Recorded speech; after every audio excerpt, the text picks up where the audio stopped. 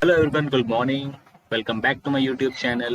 दोस्तों, आज की इस वीडियो में हम जानने वाले हैं कि ह्यूमन रिसोर्स मैनेजमेंट क्या होता है, एचआर क्या होता है, एचआर के फीचर्स क्या होते हैं। ठीक है, तो आज एक एक करके इस बारे में बात करेंगे। मेरा नाम है पुनीत और स्वागत करता हूँ मैं आपका अपने यूट्यूब चैनल के अंदर। ठीक है, तो बिना किसी टाइम को वेस्ट किए वीडियो को स्टार्ट करते हैं। ओके, तो सबसे पहले हम बात करेंगे ह्यूमन रिसोर्स मैनेजमेंट के बारे में। ओके, सो अगर मैं ह्यूमन रिसोर्स मैनेजमेंट के बारे में बात करूं तो ह्यूमन रिसोर्स को मैनेजमेंट को समझने से पहले हमें समझना पड़ेगा कि ह्यूमन रिसोर्स क्या होता है। दोस्तों, अक्सर आपने सुना होगा किसी भी कंपनी के अंदर कि एम्प्लॉयज पर सारी चीजें डिपेंडेंट होती है। अगर एम्प्लॉयज काम नहीं करेंगे, if the employees will not do the work, so the company will not running. Okay, company चल नहीं पाएगी, कंपनी एग्जिस्ट नहीं होगी। ऑल तो यहाँ पर अब आर्टिफिशियल इंटेलिजेंस आ चुका है, लेकिन उसको भी किसने बनाया है?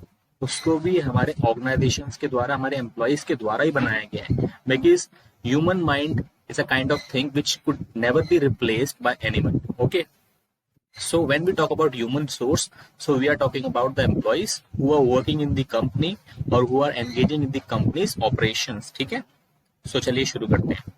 As we all know, organizations are made up of people and functions through people। वही बात आ गई जो मैंने आपको स्टार्टिंग में बताई है कि ऑर्गेनाइजेशंस लोगों से ही बनता है। हमने बचपन में ही पढ़ा था कि organisation, group of people is called organisation. तो ऑर्गेनाइजेशंस के अंदर अगर लोग ही नहीं होंगे और अगर वो फंक्शन ही नहीं करेंगे, इंसान काम ही नहीं करेंगे, एम्प्लॉइज वर्क ही नहीं करेंगे, तो ऑर्गेनाइजेशन किस काम का? ऑर्गेनाइजेशन चल ही नहीं पाएगा, रन ही नहीं कर पाएगा। तो बिल्कुल सही लाइन कही है यहाँ पे। As we all know, organisations are made up of people and functions through people. ठीक है, without people organisation can not exist. यानी बिना किसी ऑर्गेनाइजेशन के या बिना किसी पीपल के ऑर्गेनाइजेशन कभी भी रन नहीं कर सकता। ठीक है, among the various factor of production like money, material, man and machines in an organization, human resource is to be considered very important factor। obviously अगर आप के पास चीजें बहुत सारी हैं, ठीक है, अगर आपके पास मनी भी है, मटेरियल भी है, ठीक है, मशीन्स भी आपके पास है, लेकिन उनको चलाने वाला है, उनको इफेक्टिवली यूज करने वाला है कोई स्किल्ड वर्कफोर्स है ही नहीं, तो आप किस तरीके से काम कर पाएंगे? आपकी जो सारी चीजें आपकी वर्थलेस हो जाएंगी। ओके, तो ह्यूमन रिसोर्स किसी भी ऑर्गेनाइजेशन के अंदर बहुत ही इंपॉर्टेंट माना जाता है, बहुत ही इंपॉर्टेंट फैक्टर माना जाता है। हम इसको एग्जाम्पल की मदद से समझते हैं।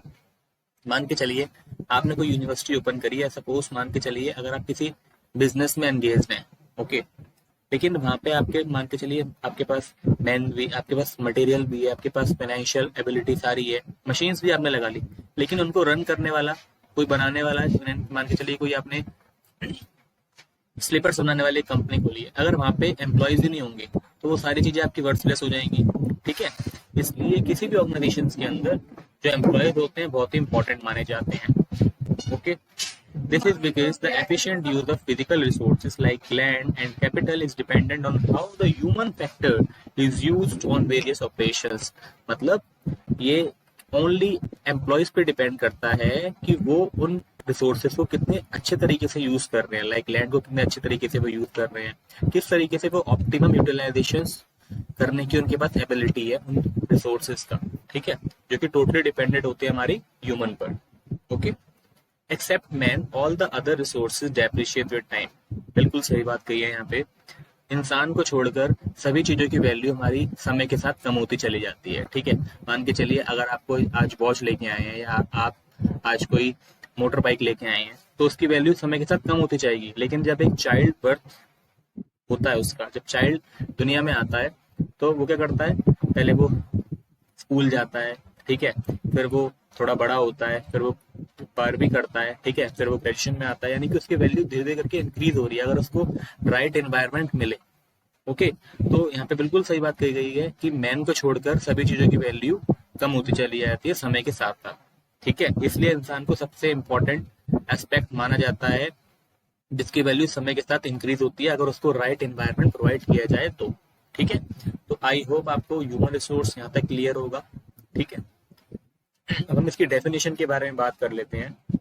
अकॉर्डिंग टू माइकल, यानी कि माइकल क्या कहते हैं? Human resource are a whole consisting of interrelated interdependent forces. अब यहाँ पर इंटररिलेटेड और इंटरडिपेंडेंट का मतलब क्या है, ध्यान से समझिए। इंटररिलेटेड का मतलब होता है एक प्रकार से आपस में कनेक्टेड, और इंटरडिपेंडेंट का मतलब होता है एक दूसरे पे डिपेंडेंट होना। मान के चलिए अगर आप टीम में काम कर रहे हैं, ठीक है, या फिर आपका जो बॉस है, ठीक है, या फिर कोई आपके जो एम्प्लॉइज एक साथ काम कर रहे हैं किसी जगह पर, अगर उनके बीच में अगर कॉर्डियल रिलेशन ही नहीं होंगी, ठीक है, या मान के चलिए अगर वो कोऑर्डिनेशन बनाना जानते ही नहीं है, तो किस तरीके से वो काम कर पाएंगे। इसलिए ह्यूमन रिसोर्स को यहाँ पर इंटर रिलेटेड और इंटरडिपेंडेंट फोर्सेस से भी जोड़ा गया है। क्यों? क्योंकि अगर ह्यूमन रिसोर्स, अगर एम्प्लॉयज ही सही से काम नहीं, अच्छे रिलेशन नहीं बनाएंगे एक दूसरे के साथ, तो काम करना बेकार है, ठीक है, काम आपका जो वर्क है वो डिनाई होता चला जाएगा। इसलिए माइकल कहते हैं कि ह्यूमन रिसोर्स में सभी चीजें आ जाती है, इंटर रिलेटेड और interdependent forces. Okay, human resource always remain central to the organizations as dynamic and effective people can construct dynamic enterprises। ठीक है, बिल्कुल सही बात कही है। ह्यूमन रिसोर्स को सबसे केंद्रीय माना जाता है, सबसे सेंट्रल, सबसे इंपॉर्टेंट माना जाता है किसी भी ऑर्गेनाइजेशन के अंदर, ठीक है। और जो ह्यूमन रिसोर्स डिपार्टमेंट होता है किसी भी ऑर्गेनाइजेशन के अंदर, वो सभी ग्रीवियांसेस को, सभी चीजों को हैंडल करता है। अगर ह्यूमन रिसोर्स डिपार्टमेंट एक कंपनी के अंदर नहीं होगा तो सभी चीजें हमारी डिनाई होती चली जाएंगी, कंपनी के ऑपरेशंस बिल्कुल आगे पीछे हो जाएंगे। ओके, क्योंकि एक इफेक्टिव पीपल ही डायनेमिक एंटरप्राइजेस को ला सकता है, यानी कि ट्रांसफॉर्मेशन कर सकता है। Only efficient workers are capable and have inspiration of turning dreams into reality.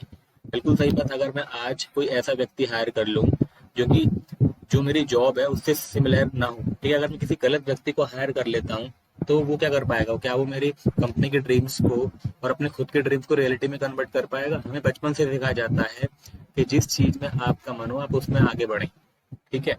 तो अगर आपको पता ही नहीं है कि आपको करना क्या है और आपको पता ही नहीं है कि आपको किस काम के लिए आगे जाना चाहिए, तो आप किस तरीके से काम कर पाएंगे, ठीक है। तो केवल जब भी आप कंपनी के अंदर एज HR मैनेजर कोई काम करें तो आपको पता होना चाहिए कि मुझे किस बंदे को हायर करना है और किस बंदे को हायर नहीं करना है, ठीक है। क्योंकि अगर सही व्यक्ति को आप चुनोगे तभी वो आपके ऑर्गेनाइजेशन को आगे लेके जा पाएगा। So in order to remain competitive in the market we should motivate और build our human resource consistently. मतलब इसका मतलब ये होता है, अगर हमें मार्केट में अपने इमेज को बिल्ड करके रखना है, मार्केट में कॉम्पिटिटिव रहना है हमको, तो हमें अपने एम्प्लॉयज को हमेशा मोटिवेट और उनको बिल्ड करके रखना होगा। आप स्कूल जाते हैं, आप यूनिवर्सिटी में पढ़ते होंगे, तो वहाँ पर वर्कशॉप्स होती हैं ना, जो कि बच्चों को स्कूल के साथ साथ लेक्चर्स के साथ साथ उनको वर्कशॉप भी अटेंड कराई जाती हैं। क्यों? क्योंकि उनको एक्स्ट्रा नॉलेज मिल सके कि how corporate works in the reality, ठीक है।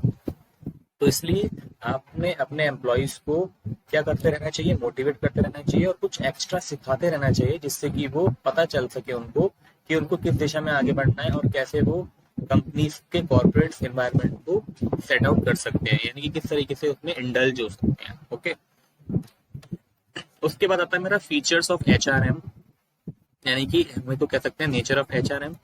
सबसे पहला है यूनिवर्सल इन नेचर। ऑब्वियसली जो HRM होता है, ह्यूमन रिसोर्स मैनेजमेंट फंक्शन है, वो हर जगह अप्लाई होता है, यूनिवर्सल है नेचर के अंदर। ऐसा नहीं है कि एक कंपनी में अप्लाई होता है दूसरी कंपनी में अप्लाई ना हो।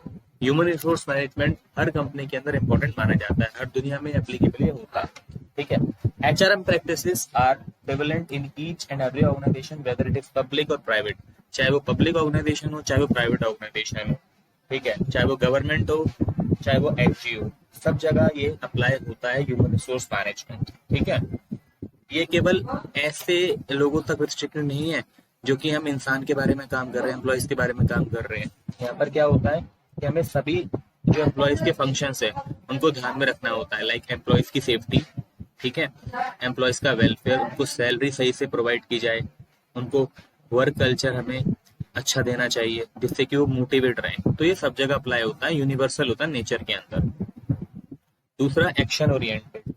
The focus of HRM is on action rather than on keeping records. मतलब ह्यूमन रिसोर्स मैनेजमेंट का क्या होता है, मेन फंक्शन होता है एक्शन पर रादर देन कीपिंग रिकॉर्ड्स। यहाँ पर HRM पहले क्या होता था, पर्सोनल मैनेजमेंट के अंदर हम केवल एम्प्लॉयज की सेफ्टी रखते थे, उसको सैलरी दी, उससे हमारा कोई मतलब नहीं है। लेकिन आज के टर्म्स के अंदर ह्यूमन रिसोर्स मैनेजमेंट के अंदर हम एम्प्लॉयज को सेफ्टी प्रोवाइड करते हैं, उसकी फैमिली के बारे में सोचते हैं, ठीक है।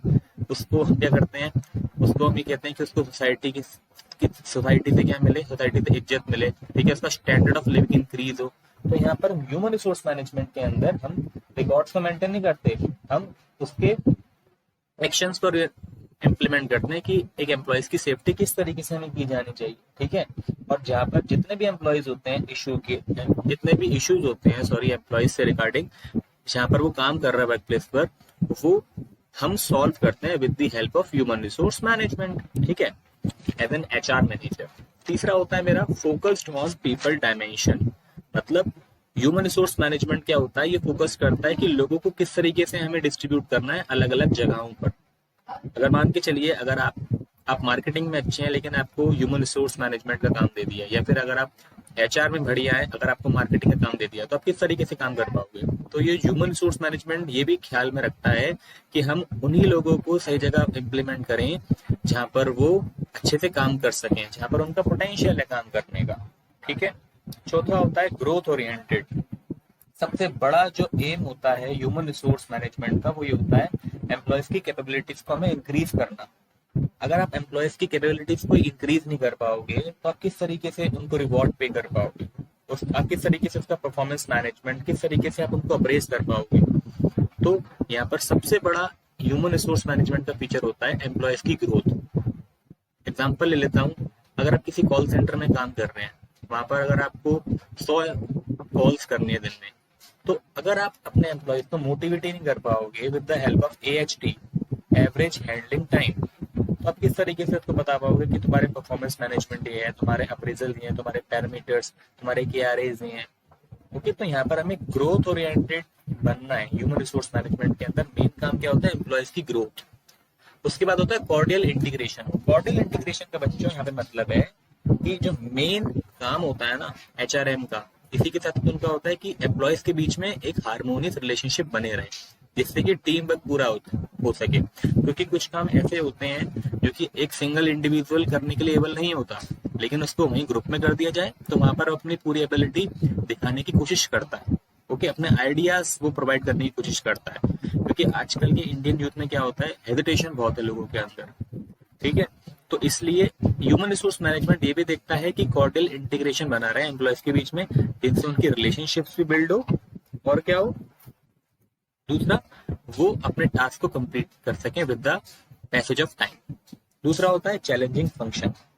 Peoples are complex and dynamic nature. हम सब जानते हैं कि लोगों को समझना बहुत मुश्किल होता है, ठीक है। इसलिए जो मैनेजमेंट होता है ह्यूमन रिसोर्स का in the organisation demands very close supervision of the employees. इसलिए किसी भी ऑर्गेनाइजेशन के अंदर एम्प्लॉइज को सुपरवाइज करना बहुत जरूरी होता है। अगर आप एम्प्लॉइज को सुपरवाइज ही नहीं करोगे तो आप किस तरीके से उनकी कमियों को पता लगा पाओगे, और आप किस तरीके से उनको प्रेरित कर पाओगे कि वो आगे बढ़े अपनी लाइफ में, ठीक है। तो इसलिए बहुत ही क्रिटिकल टास्क होता है कंट्रोल और कोऑर्डिनेट करना सभी एम्प्लॉइज को, क्योंकि ह्यूमन फैक्टर है, ठीक है। तो ह्यूमन रिसोर्स मैनेजमेंट के अंदर हमें एम्प्लॉयज को सुपरवाइज भी करना है डेली, जिससे कि हम उनको मोटिवेट कर पाए और उनके कमियों को जानकर उनको रिमूव कर सकें, ठीक है। उसके बाद होता है मेरा सप्लीमेंट्री सर्विस। सप्लीमेंट्री सर्विस का मतलब यहाँ पे ये है कि HRM कोई ऐसा काम नहीं है कि एक रेस्ट्रिक्टेड हो एक ही एरिया तक कि हमें ये काम करना है। HRM सप्लीमेंट्री सर्विस है, यानी कि दूसरों को भी सहायता करता है, ठीक है। ये एक ऐसा मतलब रोल है जिसके अंदर हम लोगों को एडवाइस भी कर सकते हैं।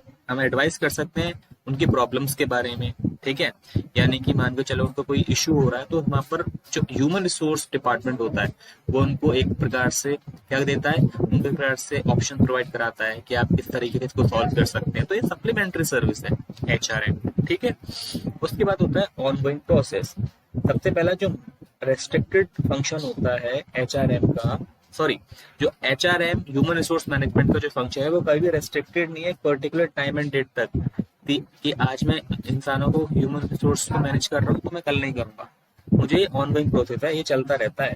आज आप आ रहे हैं, फिर कल मैं नया एम्प्लॉयज को रिक्रूट करूंगा, फिर अगली बार नया आ रहा है, तो ये ऑनगोइंग प्रोसेस है। तो ह्यूमन रिसोर्स मैनेजमेंट एक ऑनगोइंग प्रोसेस है जो कि सभी ऑर्गेनाइजेशन के अंदर प्रेजेंट में भी काम करता है और फ्यूचर में भी काम करेगा। ये फ्यूचर ओरिएंटेड है इस एक प्रकार से। Okay, so these are the features of HRM। I hope आपको समझ में आया होगा, ठीक है। वीडियो अच्छी लगी तो वीडियो को लाइक कर दीजिएगा, चैनल को सब्सक्राइब कर दीजिएगा ताकि नेक्स्ट वीडियो के पार्ट में आपके लिए लेके आ सकूं, ठीक है। थैंक्स फॉर वॉचिंग दोस्तों।